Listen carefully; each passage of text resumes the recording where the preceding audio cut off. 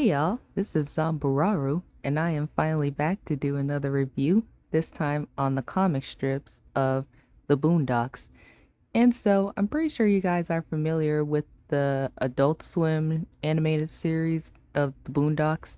And so we all know that show is basically like a satire, social commentary about like black culture and this and that.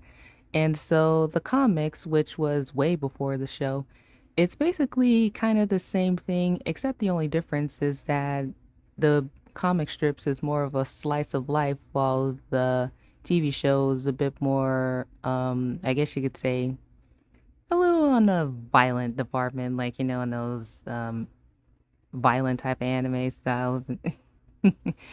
Yeah, we all know that.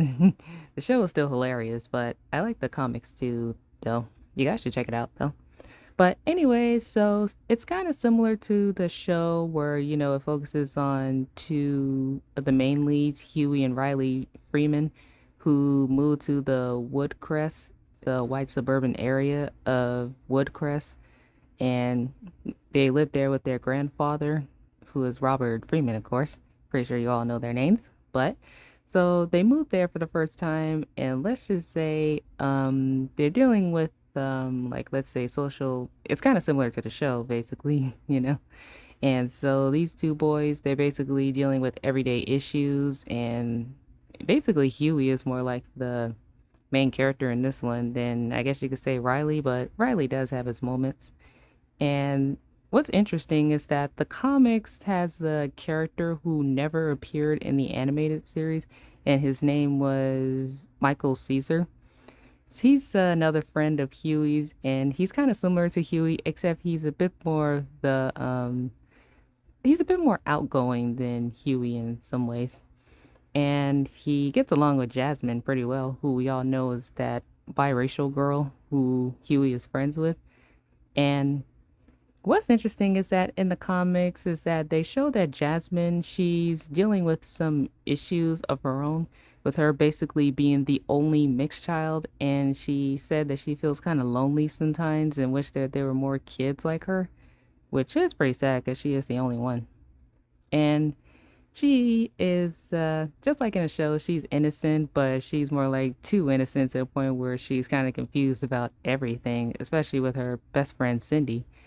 And honestly, what's interesting is that in the show, Jasmine and Cindy only interacted once in one episode, and basically it was because of Riley.